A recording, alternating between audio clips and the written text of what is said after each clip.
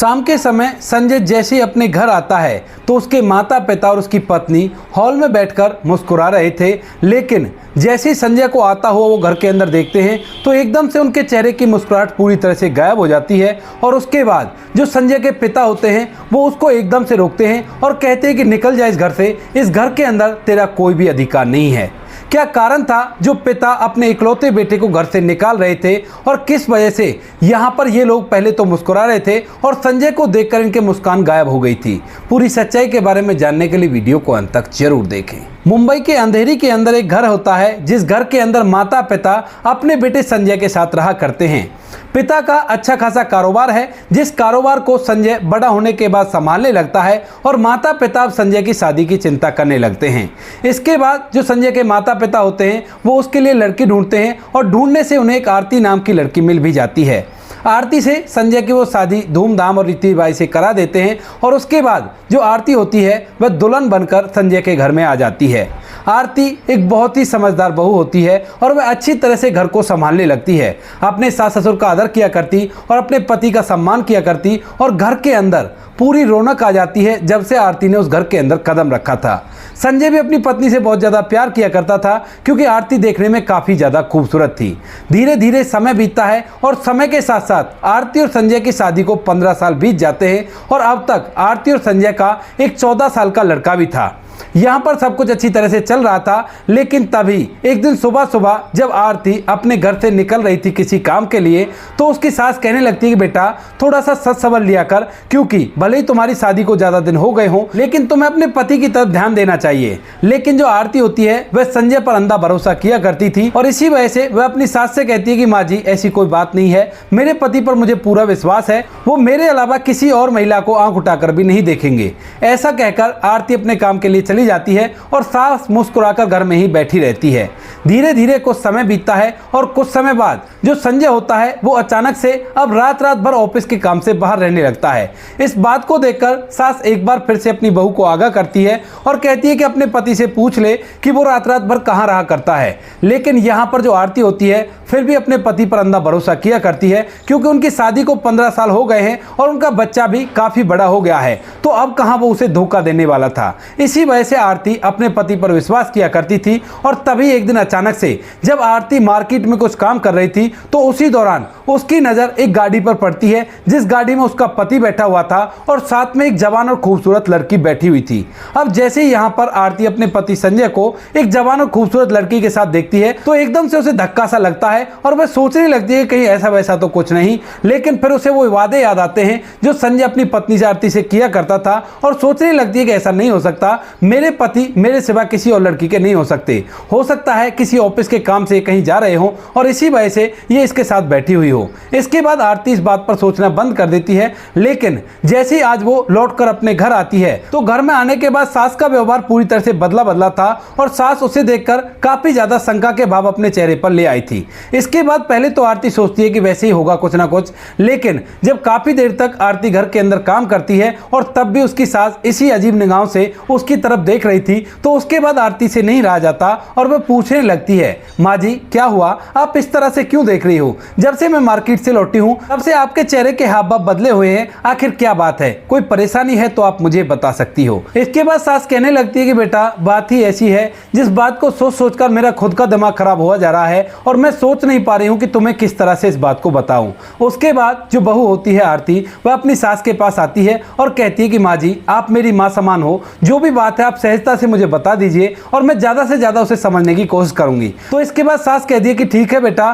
थोड़ा सा दिल को मजबूत कर लेना, क्योंकि ये बात हर औरत के लिए बहुत ही बेकार हुआ करती है। दरअसल तेरा जो पति है संजय, हमारा बेटा इकलौता, उसने दूसरी शादी कर ली है और अभी अभी थोड़ी देर पहले उसने फ़ोन पर हमें ये बात बताई थी। कहा था कि माँ मैंने दूसरी शादी कर ली है और मैं अपनी दूसरी पत्नी के साथ अब उसी घर में रहने के लिए आ रहा हूँ। अब इस बात को सुनकर जो आरती होती है एकदम से उसके पैरों तले से जमीन खिसक जाती है और उसकी मानो एक पल में पूरी दुनिया उजड़ गई हो। वहीं पर जो आरती के ससुर जी होते हैं वह भी आ गए थे और वह ये सब कुछ दूर खड़ा होकर देख रहे थे। आरती कहने लगती है कि माँ आप मजाक तो नहीं कर रही, लेकिन तभी सास कहती है कि नहीं बेटी मैं मजाक नहीं कर रही। और ऐसे कहते कहते जो सास होती है उसकी आंखों में आंसू आ जाते हैं, क्योंकि वह अपनी बहू से बेटी से बढ़कर प्यार किया करती थी, उन दोनों की अच्छी खासी पटा करती थी। लेकिन आज उसके बेटे ने एक ऐसा काम कर दिया था जिस काम को सुनने के बाद माँ ने भी अपने बेटे को वहीं पर खरी खोटी सुना दिया था और कहा था कि खबरदार अगर इस घर के अंदर तू किसी और को बहू बनाकर लेकर आया तो इस घर की एक ही बहू है आरती और वही इस घर के अंदर रहेगी। अब इसके बाद आरती हैरान तो काफी होती है, लेकिन जैसे तैसे करके धैर्य बांधती है और कहने लगती है कि माँ जी अब फिर आपने क्या कहा।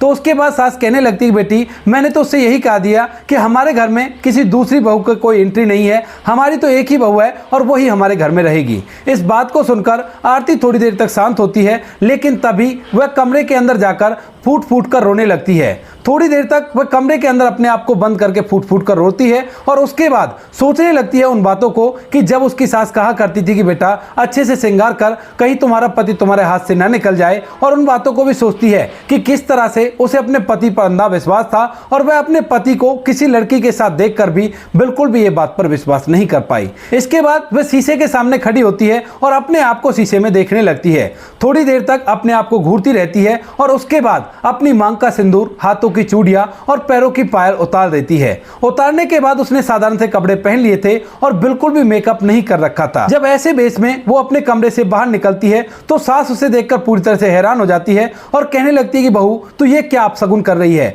अभी तेरा पति जिंदा है और इस तरह से तुम्हें नहीं रहना चाहिए। लेकिन तभी जो बहू होती है वो कहती है कि माँ जी आपने जो कहा है वो बिल्कुल ठीक है, लेकिन मेरे पति ने काम ही ऐसा किया है, जितना भी मेरा श्रृंगार है वो चीख चीख कर ये गवाही दे रहा है कि अब मैं उसके लायक नहीं हूं और इसी वजह से मैंने अपना पूरा श्रृंगार उतार दिया है और अब मैं इसी तरह से रहूंगी। अगर आपको इसी तरह से मुझे घर के अंदर रखना हो तो ठीक है, वरना मैं अपने मायके चली जाऊंगी, मुझे यहाँ पर रहने का कोई शौक नहीं है। इस बात को सुनकर सास की आंखें एकदम से नम हो जाती हैं और उसके बाद वो कहती है कि नहीं बेटा ऐसा नहीं है, तू यहीं पर रहेगी, भले ही हमें अपने बेटे को घर से निकालना पड़े लेकिन तुझे हम इसी घर के अंदर रखेंगे। इतनी देर में वहां पर आरती के ससुर जी आ जाते हैं और वह आने के बाद पूरे मामले को समझ चुके थे और उन्हें सारी बातों के बारे में पता था। वो कहने लगते हैं कि आरती बेटा आज के बाद इस घर के अंदर जैसा तुम कह दोगी वैसा ही होगा, लेकिन तुम इस घर को छोड़कर मत चले जाना, क्योंकि यहाँ पर आरती का एक 14 साल का बच्चा है और माता पिता इस बात पर सब्र कर लेते हैं कि कोई बात नहीं, बच्चा हमारा नहीं रहेगा तो हमारा पोता तो है, वो इस घर का वारिस हो जाएगा।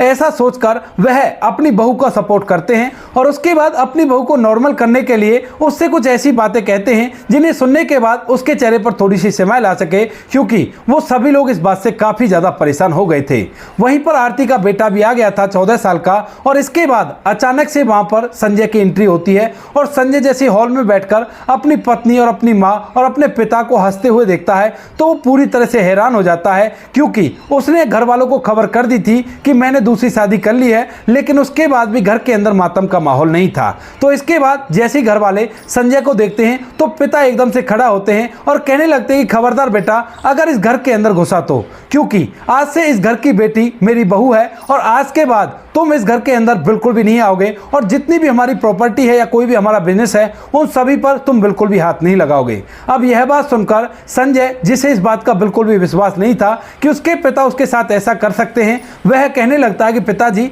आप पागल तो नहीं हो गए जो आप ऐसी बात कर रहे हो, मैं आपका इकलौता बेटा हूं और आप मेरे साथ ऐसा नहीं कर सकते। लेकिन तभी पिता आगे बढ़ता है और एक जोरदार चांटा अपने बेटे को जड़ता है, कहता है कि जो कुछ भी तुमने किया था उसके सामने तो ये कुछ भी नहीं है, मैं तुम्हारे साथ बिल्कुल भी ऐसा कर सकता हूं और कोई भी दिक्कत नहीं है। तुम्हें जरा भी शर्म नहीं आई अपने ऑफिस में काम करने वाली एक लड़की से शादी करते हुए, चारों तरफ हमारी इससे बदनामी हो गई है और तुम क्या चाहते हो कि मैं इस बदनामी को अपने माथे से लगा लूं, उससे अच्छा तो मैं तुम्हें इस घर से निकाल दूंगा और उसके बाद मैं अपने पोते के सारे अपने जीवन को व्यतीत कर लूंगा। ऐसा कहकर उसके पिता उसे धक्के मारकर निकालने के लिए कहने लगते हैं, लेकिन यहाँ पर संजय अपना हक मांगने लगता है और कहता है कि ठीक है आप लोग मुझे अपने पास नहीं रखोगे तो कोई बात नहीं, लेकिन मैं अपने बेटे से मिलने के लिए यहाँ पर आ सकता हूँ। लेकिन तभी जो आरती होती है जो काफी देर से इस बात से नाराज बैठी हुई थी, वह कहने लगती है कि कौन सा बेटा और कैसा बेटा, इस बच्चे को मैंने पैदा किया है और इस पर पूरी तरह से मेरा हक है, तुम बिल्कुल भी इसे अपना बेटा नहीं कहोगे और इससे मिलने के बारे में तो सोचना भी मत।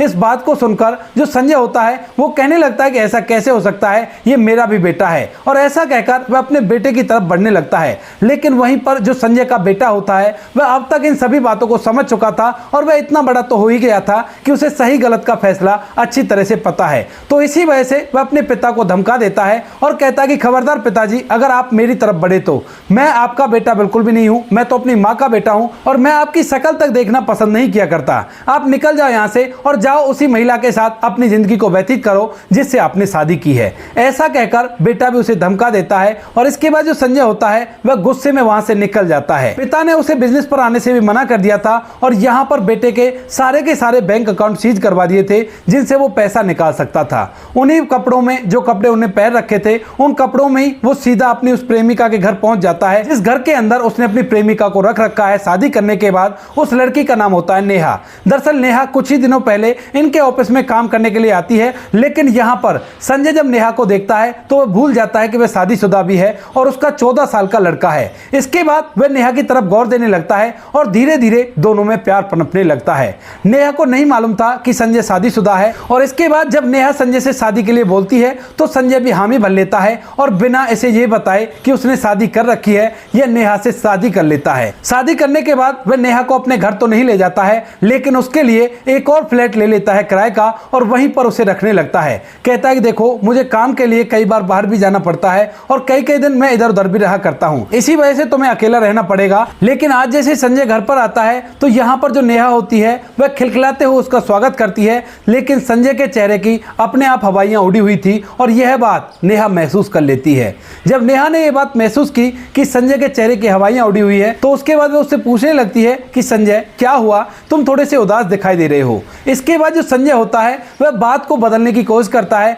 लेकिन नेहा उसका हाथ लेकर अपने सिर पर रख देती है और कहती है कि संजय, तुम्हें मेरी कसम है और मुझे सच सच बताओ कि आखिर बात क्या है। अब इसके बाद जो संजय होता है वह पूरी के पूरी बात कि मैं शादीशुदा हूं, मेरा बच्चा भी है और पिताजी ने अब मुझे अपने घर से और अपनी प्रॉपर्टी से बेदखल कर दिया है, यह बात वह नेहा को बता देता है। और जैसे नेहा इस बात को सुनती है तो उसके बाद एकदम से आग बबूला हो जाती है और संजय पर चढ़ बैठती है। कहती है कि तुम्हारी शादी हो रखी है, ये बात तुमने मुझे पहले क्यों नहीं बताई। तो उसके बाद संजय कहता है कि मैं तो ये समझता था कि तुम्हें पता होगा, लेकिन जब तक मैं तुम्हें बताना चाहता तो तब तक देर हो चुकी थी और मैं किसी भी तरह से तुम्हें हासिल करना चाहता था। अब इस बात को सुनकर नेहा पूरी तरह से आग बबूला हो जाती है और कहने लगती है कि संजय, अगर ऐसी बात है तो फौरन के फौरन यहाँ से चले जाओ और मैं तुमसे कोई भी वास्ता नहीं रखना चाहती। मैं वकील को बुलाकर तलाक दे दूंगी और तुम मुझसे दूर रहो। अब नेहा भी संजय को छोड़ देती है और यहाँ पर जो संजय होता है वो पूरी तरह से असहाय और बेसहारा हो जाता है। इसके बाद जो संजय होता है वह कुछ दिनों तक वेट करता है कि उसके पिता उसे मनाकर वापस बुला लेंगे,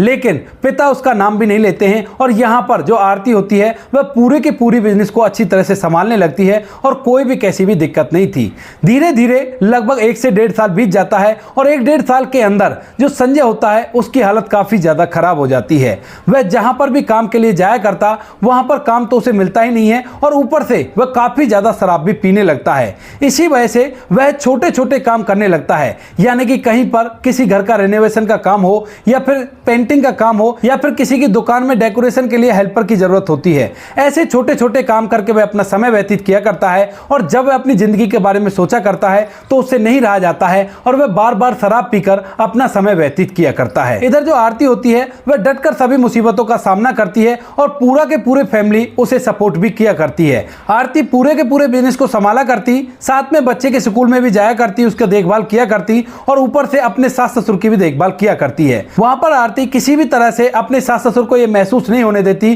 कि उनके बेटे के जाने के बाद उनका कोई भी ख्याल नहीं रख रहा है। आरती खुद से ड्राइव किया करती और सभी कामों को अपने हिसाब से किया करती। अब आरती पहले जैसी नहीं रही थी, पहले वो थोड़ी सी नरम हुआ करती थी, लेकिन अब काम करने की वजह से वह काफी ज्यादा सख्त हो गई है और इसी वजह से उसके जो बेटा होता है वह उसे देख देख कर बहुत कुछ सोचा करता है। और एक दिन जब उसकी माँ आरती वापस लौटती है अपने ऑफिस से तो उसके बाद बेटा उसे एक फोटो दिखाता है और कहता है कि माँ, ये फोटो में तुम दिखाई दे रही हो। उस फोटो के अंदर एक महिला जो कि सूर्य की तरफ देख रही थी और बड़ी मजबूती के साथ तेज हवा में भी खड़ी हुई थी। वह कहता है कि माँ, इस फोटो के अंदर मुझे तुम्हारा प्रतिबिंब दिखाई देता है और तुम ऐसी ही लगा करती हो। माँ इस बात को देखकर मुस्कुराने लगती है और अपने बेटे के सर पर हाथ फेरते हुए कहती है कि बेटा, कुछ ही दिनों की बात है, फिर तू बड़ा हो जाएगा और फिर मुझे आराम मिल जाएगा। ऐसा कहकर वह घर के अंदर आराम करने लगती लगती है। अब जैसे 3 से 4 दिन बीतते हैं तो 3-4 दिन बाद आरती एक ब्यूटी पार्लर पर जाती है अपना थोड़ा बहुत मेकअप करवाने के लिए। लेकिन वहां पर जाकर वह एक वर्कर को देखती है